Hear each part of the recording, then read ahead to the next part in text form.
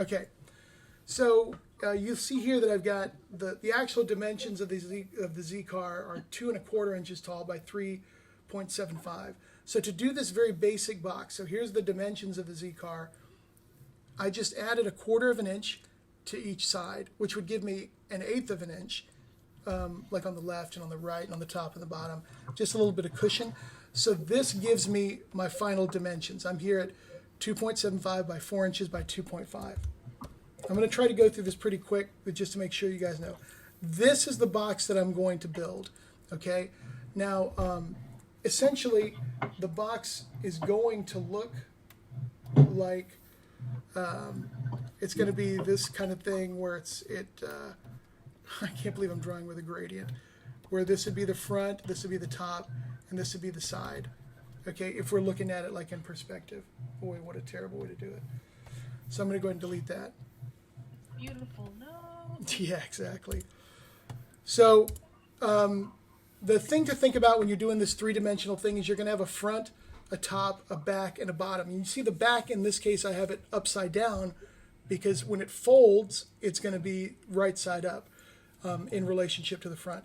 The other thing that we've got is we've got flaps. You have to have like an outside panel on the outside and then inside flaps like this, which hold it into place. So if we zoom in and look at this box, this would be opening from the side, and this would be the side panel, and these flaps, this flap would flop down and keep the car from rolling out.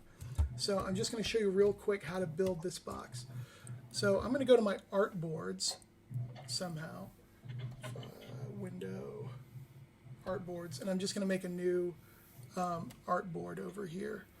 So now I've got two, so that you can see. So right here, I see that my dimensions of my box, I'm going to build the front part first. The front is going to be 3.75, or I'm sorry, the front's going to be 4 inches wide and 2½ inches tall. So the easiest thing to do is to grab my rectangle tool, click down, and type in that value. So 4 by 2.5, right? Again, I've got, exactly, mind blown. So that gives me my front, and I can easily just take it really quickly and copy and paste and line it up, paste. So this would be my my front, my top, my back, and then I need to do a bottom, so I'm going to paste it in here, and then I'm going to align them all like this. And if I zoom in, I can see that like I need to tweak it a little bit. Now this stuff is really easy. The reason why I'm doing this demo is because building the flaps can be kind of confusing. So here we go. We got that. So I know that, oops. So now I know that I have to build these outside panels. So the outside panel is going to be a combination of the height of the box with the width of the box.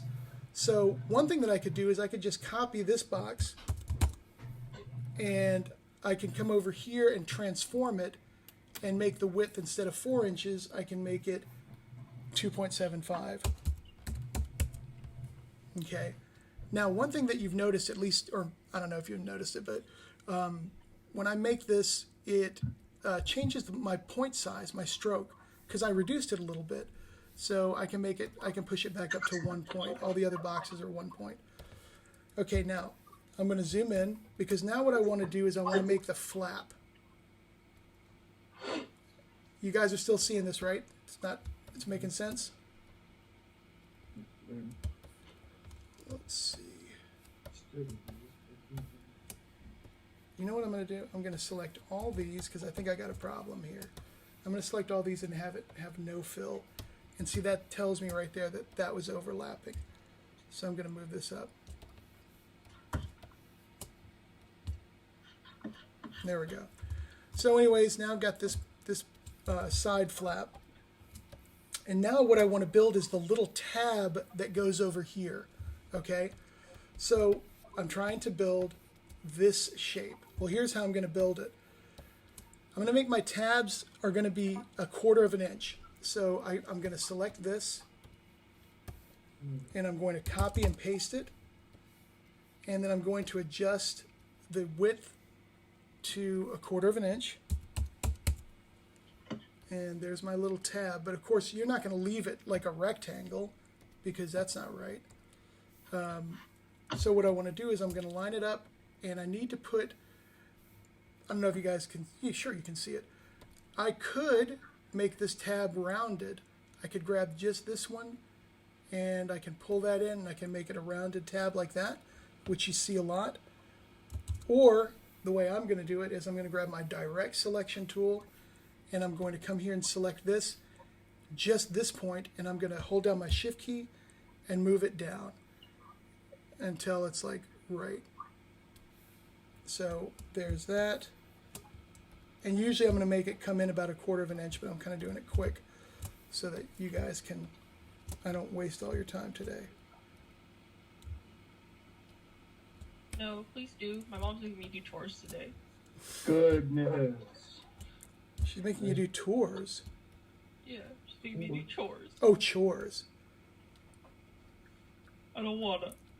When I was in elementary school, when we had to run around the whole, like, outside of the school, like in the back, like the field, they called that a tour, T-O-U-R. And they'd be like, oh, you're Mr. Funny Man, huh, Lee? How about you going to do a tour for talking back? So, but anyways. Yo. Because I was a bad kid. It's a chore. I never do this. Yeah. All right. So now that that is done, and you know what? If you want it to be more complex, a lot of the times if you look at a box, there's going to be, this flap is going to be out a little bit, and there's going to be like another rectangle like right here. And what that does is that relieves like a little bit of stress on the shape. So I can actually just kind of like fill this one in with white and move it to the front. And so that could be one way to do it. So now I've done one side. All I have to do is copy and paste and then flip it or reflect it, I guess. Let me see. And preview. Okay. Grab it and move it right here. And we're almost done with making this box. Now the other thing I have to make are these little flaps, the inside flaps that kind of protect the stuff from falling out. And that, I'm going to kind of wing it. So I'm going to just grab this and do exactly what I did before. Copy and paste. And I'm just going to kind of estimate how wide they need to be. I'm just going to come into like here because they're going to overlap anyways. So I can do that, and I can grab this, bring it in, grab this and bring it in, and then change the stroke. And actually I'm going to do that and then copy and paste, bring it down here, I'm going to align it, then I'm going to copy and paste, I'm going to flip it, and I'm going to let go of it, which I didn't mean to, and I'm going to come right here,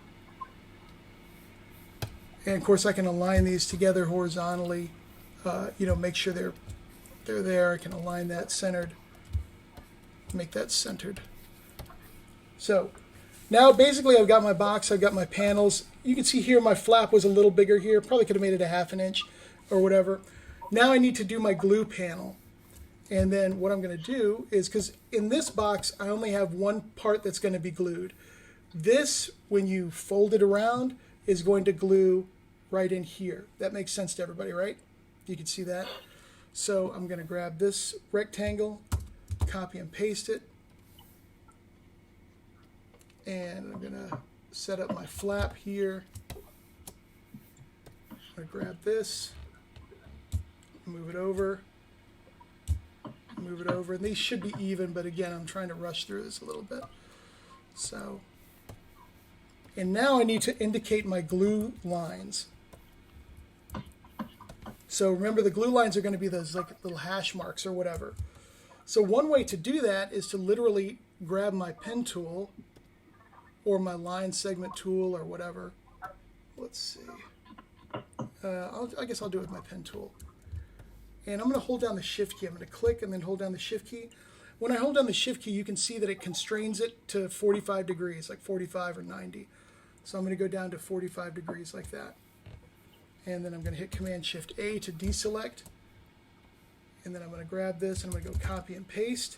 And then I'm going to paste a bunch of them. And they're all lining up right there. So I'm going to drag one to here. And I'm going to drag the other one to here. And I'm going to select them all like this. Using my Align palette, when I go to the options, I can, number one, I can set them all up to be aligned at the top, but then I can use the distribute spacing and do that. So now they're all there. And now I can group this together, object group, and I can draw a rectangle on top of it.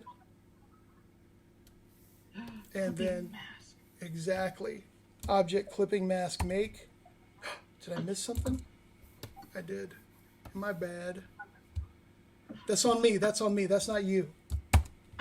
So I'm going to grab this clipping mask make, and then I can bring it in right here. And hopefully that'll be enough glue.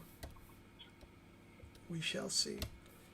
So now I've got it indicated, and now it's just a matter of going through and doing your design or whatever, and figuring out, like, for example, if your design is going to be on the front, you know, if you're going to have the car here and then you're going to have, like, it's on the road and there's, I don't know what this thing looks like, then there's trees or whatever, blah blah blah, you know, and then maybe you have a top view of it up here, I don't know, and then you have the stuff, and this, the kind of fun stuff that you can do, and this is the bottom, maybe this is where you're going to put your barcode and, you know, whatever, maybe the logo is going to go right here, maybe the name is going to go, you know, right here.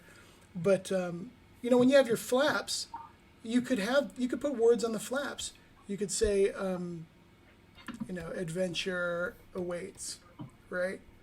And then when they, you know, the flaps would be there, or, you know, something, or you could have fun with it. You can make it look like a, you know, stop sign or something, or a stoplight, you know, whatever you're going to do. And then the back would have, obviously, it would be oriented so that this is the top and this is the bottom, and you'd have your information there.